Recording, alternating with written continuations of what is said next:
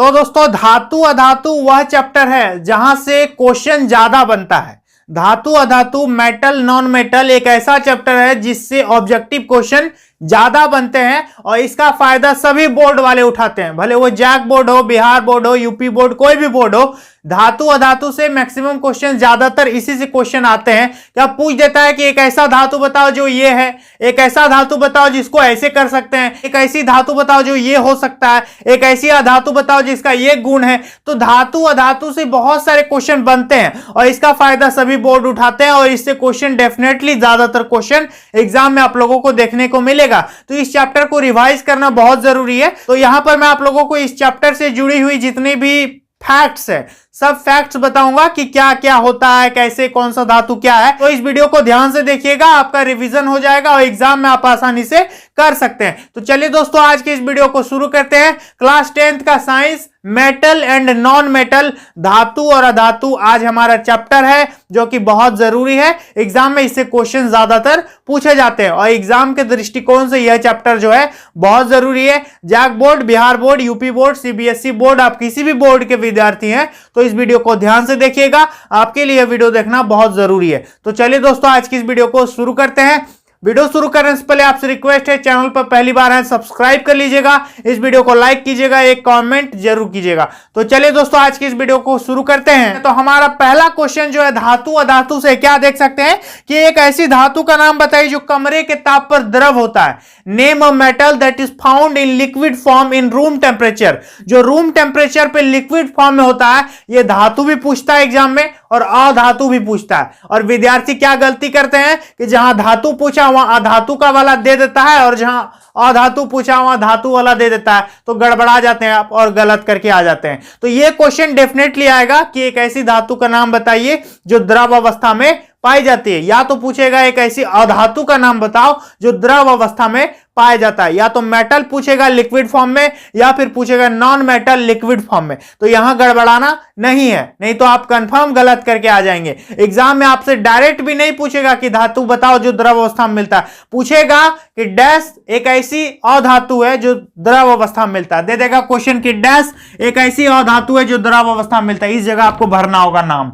समझ में आ रहा है? या फिर पूछ देगा जैसे कि एक धातु दे देगा, जैसे दे देगा पारा, दे देगा पारा एक ऐसी, इसके बाद खाली जगह देगा जो द्रव अवस्था में पाया जाता है। अब आप भरिए वहां कि धातु है कि अधातु है। तो इसका कॉन्सेप्ट क्लियर होना बहुत जरूरी है। तो ध्यान दीजिएगा जब भी द्रव से संबंधित क्वेश्चन आएगा कि एक ऐसी धातु का नाम बताओ जो द्रव अवस्था में मिलता है, तो मेटल में आप लोगों को लिखना है पारा।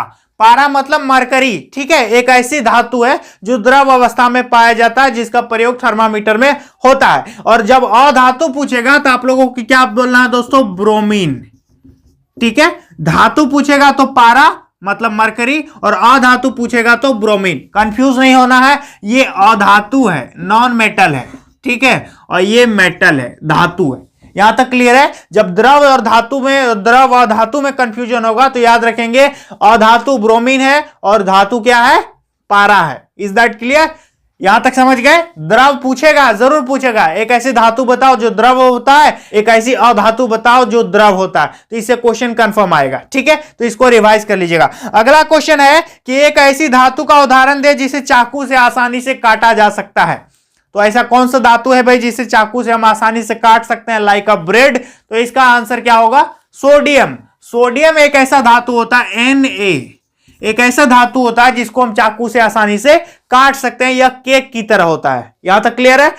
चलिए नेक्स्ट क्वेश्चन क्या है कि एक ऐसी धातु का नाम लिखें जो ऊष्मा की सर्वोत्तम चालक होती है। ऊष्मा की क्या होती है? सर्वोत्तम चालक होती है। ऊष्मा की सर्वोत्तम चालक होती है। तो यहां पर आप लोगों को देना Ag। Ag क्या होगा? सिल्वर मतलब चांदी। चांदी एक ऐसी धातु है जो ऊष्मा की सर्वोत्तम चालक है। यहां तक क्लियर है? इसको याद रखिएगा। अगला क्वेश्चन है कि एक ऐसी अधातु का नाम लिखें जो चमकीला होता है। एक ऐसी अधातु जो क्या होता है? चमकीला होता है। तो इसका आंसर क्या होगा? आयोडीन। याद रखिएगा जब अधातु पूछेगा चमकीला होता है तो क्या होगा? आयोडीन लिखना है। समझ में आ गया? चलिए नेक्स्ट क्वेश्चन, एक ऐसी अधातु का नाम लिखें जो विद्युत का सुचालक होता है। अधातु, ध्यान दीजिएगा, धातु नहीं। यहां बहुत ये क्वेश्चन आया है, जब मैंने एग्जाम दिया था बोर्ड का 2013 में, तो उस वक्त भी ये क्वेश्चन आया था कि एक ऐसी अधातु का नाम बताओ जो क्या होता है, विद्युत का सुचालक होता है, good conductor of electricity, non metal. तो इसका आंसर क्या होगा पता है, ग्रेफाइट। क्या होगा इसका आंसर, ग्रेफाइट। तो जो हम लोग पेंसिल से लिखते हैं ना, जो घिस घिस के खत्म होता है, वो क्या है, ग्रेफाइट है। उससे करंट आ सकता है, वो एक अधातु है। समझ में आ गया। तो ग्रेफाइट एक ऐसा अधातु होता है जो विद्युत का सुचालक होता है। Is that clear. चलिए अगला क्वेश्चन है, एक ऐसी धातु का नाम लिखे जो उष्मा की अल्पतम चालक होती है। तो इसको उष्मा की अल्पतम चालक होती है, तो इस पे क्या लिखना है आप लोगों को, लेड, मतलब पीबी यानी शीशा। ठीक है, शीशा एक अधातु है जो उष्मा की अल्पतम चालक होती है। यहां तक क्लियर है। चलिए नेक्स्ट क्वेश्चन, एक ऐसी धातु का नाम लिखे जो हथेली पर रखने से पिघलने लगती है। ध्यान दीजिए, एक ऐसी धातु का नाम लिखें जो हथेली पर रखने से पिघलने लगती है। तो इसका आंसर क्या होगा, गैलियम। क्या होगा इसका आंसर दोस्तों, गैलियम। ध्यान दीजिएगा मैं क्या क्या बता रहा हूं। ठीक है, अधातु जो द्रव होगा ब्रोमीन, अधातु से ज्यादा क्वेश्चन आता है एग्जाम में। अधातु जो विद्युत का सुचालक है, ग्रेफाइट। ठीक है, एक धातु जो हाथ पे रखेंगे तो गल जाएगा, वो क्या है, गैलियम। ठीक है, चलिए अगला क्वेश्चन, किसी एक उपधातु का नाम एवं रासायनिक संकेत लिखें। तो इससे क्वेश्चन आ भी सकता है, एक धातु का कहेगा नाम बताओ, उसका संकेत लिखो। तो कुछ धातु का नाम और संकेत आप लोगों को याद होना चाहिए, और जब उपधातु पूछेगा तो सिलिकॉन लिख दीजिएगा, उस जगह आपका करेक्ट हो जाएगा। इसका जो सिंबल होता है वो होता है SI, सिलिकॉन, उपधातु है। ठीक है, चलिए अगला क्वेश्चन, सबसे अधिक अभिक्रियाशील धातु कौन सी है। सबसे अधिक अभिक्रियाशील, ठीक है, हाई रिएक्टिविटी किसकी होती है। तो यहां पर है लिथियम, के मतलब पोटेशियम, Na मतलब सोडियम। ठीक है, आप दे सकते हैं पोटेशियम या फिर सोडियम। के मतलब पोटेशियम, इसका होता है 19 और ये होता है 11 मतलब सोडियम। समझ में आ गया। ये ऐसी धातुएं होती है, या फिर Li भी दे सकता है, लिथियम। ये ऐसी धातुएं होती है जो कि अति क्रियाशील होती है। तो इसका आप एग्जांपल दे सकते हैं। समझ में आ गया। अगला देख सकते हैं कि सबसे कम अभिक्रियाशील धातु कौन सी है। तो सबसे कम अभिक्रियाशील धातु है Ag एंड Au, सोना और चांदी, Ag एंड Au। इसका एग्जांपल आप दे सकते हैं। समझ में आ गया। अगला क्वेश्चन है कि एक ऐसी अधातु का नाम लिखें जो गैसीय अवस्था में पाई जाती है। कोई भी एक ऐसी अधातु बताइए जो गैसीय अवस्था में पाई जाती है। तो आप दे सकते हैं कुछ भी, जैसे हाइड्रोजन, ये अधातु है जो कि गैस है, तो इसका एग्जांपल आसानी से दे सकते हैं। अगला क्वेश्चन है, एक ऐसी अधातु का उदाहरण दीजिए जो अत्यंत कठोर होता हो। अधातु, क्वेश्चन देखने से पहले यह देखना है कि वो क्या पूछा है, धातु पूछा है कि अधातु पूछा है। समझ में आ रहा है, गड़बड़ नहीं करना। एग्जाम में क्वेश्चन का आंसर लिखने से पहले यह देख लीजिएगा कि वो धातु पूछा है कि अधातु पूछा है। विद्यार्थी गड़बड़ कर देता है, धातु वाला अधातु में लिख देता है और अधातु वाला धातु में लिख देता है। तो ये गड़बड़ नहीं करना, पहले देख लेना है कि धातु पूछा है कि अधातु पूछा है। यहां ठीक है, तो ऐसा अधातु पूछ रहा है जो कठोर होता है, सॉलिड होता हो, क्या, अधातु। तो इसका क्या होगा, डायमंड मतलब हीरा। हीरा एक ऐसा अधातु है जो कि कठोर अवस्था में पाया जाता है, सॉलिड होता है, दृढ़ होता है। ठीक है, तो इसका आंसर क्या होगा, डायमंड। चलिए नेक्स्ट क्वेश्चन क्या है कि एक ऐसी धातु का नाम बताइए जो कि केरोसिन तेल में डुबो करके रखा जाता है। एक ऐसी धातु का नाम बताने जिसे केरोसिन ऑयल में डुबो करके रखा जाता है। तो इसका आंसर क्या हो जाएगा दोस्तों, सोडियम, Na। ये बहुत चर्चा में है, सोडियम। ठीक है, इससे क्वेश्चन बनेगा कंफर्म, याद रखेंगे आप सभी।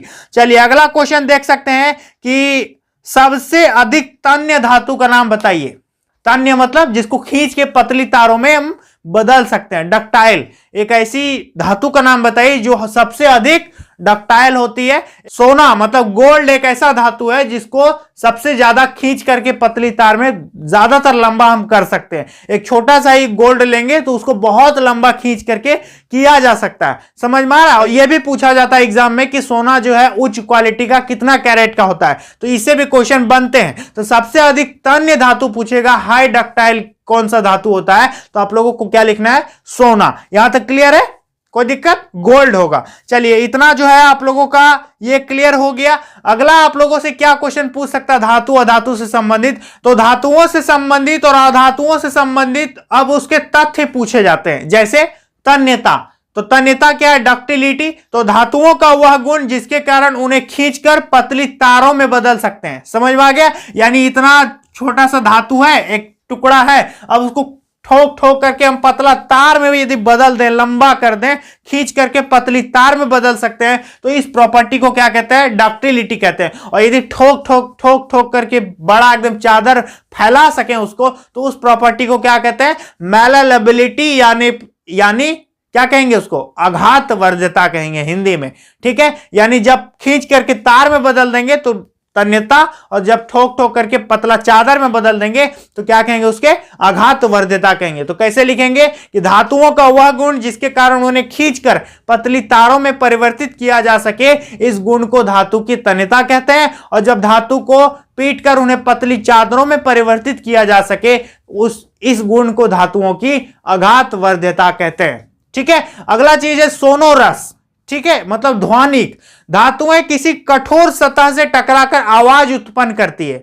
समझ में आ गया? धातुएं क्या करती है? किसी भी कठोर सतह से टकरा करके आवाज उत्पन्न करती है, तो इस प्रॉपर्टी को क्या कहते हैं? ध्वनिक या फिर सोनोरस कहते हैं। यहां तक क्लियर है? ये सब छोटे छोटे तथ्य जो है 1-2 नंबर के लिए आप लोगों का पूछा जाएगा, जैसे सिलेबस चेंज हुआ है और मॉडल पेपर को देख करके ऐसा प्रतीत होता है कि ये सब क्वेश्चन ज्यादातर पूछे जाएंगे। ठीक है, तो मेटल नॉन मेटल में ये सब आप लोगों को याद रखना अच्छी तरह से, क्योंकि इससे क्वेश्चन आएंगे। अब जैसे पूछ दिया कि एक ऐसी धातु का नाम बताइए जो विद्युत का सुचालक है। ठीक है, अब एक ऐसी धातु का नाम बताइए जो विद्युत का कुचालक है। तो ये सब आप लोगों को याद रखना पड़ेगा। ठीक है, धातुएं ऑक्सीजन से रिएक्शन करके क्या बनाता है? तो धातु ऑक्साइड बनाता है कि नहीं? तो ये सब चीजें आप लोगों को याद रखनी है। ठीक है, क्वेश्चन एग्जाम में देखिएगा तो सबसे पहले ये देखिएगा कि वहां धातु है कि अधातु है, गड़बड़ नहीं करना है किसी भी हाल में। समझ में आ गया? तो ये धातुओं की कुछ प्रॉपर्टी होती है। ठीक है, तो उम्मीद करता हूं दोस्तों आप लोगों को यहां तक समझ में आ गया होगा। अगला चीज इससे एक बहुत इंपॉर्टेंट पूछा जाता है, बैलेंस करना इक्वेशन। धातु अधातु से ज्यादातर बैलेंस करने का क्वेश्चन आता है। तो बैलेंस करना इक्वेशन मैंने बता दिया पहले कि केमिकल इक्वेशन को कैसे बैलेंस किया जाता है। तो यदि आप नहीं देखें तो मेरे चैनल पर जाकर के देख सकते हैं। ठीक है, तो धातु अधातु से यहां जो भी मैंने चीजें बताई ये सब आप लोगों को याद रखना है। और आप लोग पहले भी धातु अधातु पढ़ चुके हैं, तो उसमें इस नॉलेज को इंक्लूड कर लीजिएगा। ये इंपॉर्टेंट था, इसलिए मैंने आप लोगों को बताना उचित समझा। समझ में आ गया? तो मिलेंगे नेक्स्ट वीडियो में, तब तक के लिए बहुत बहुत धन्यवाद।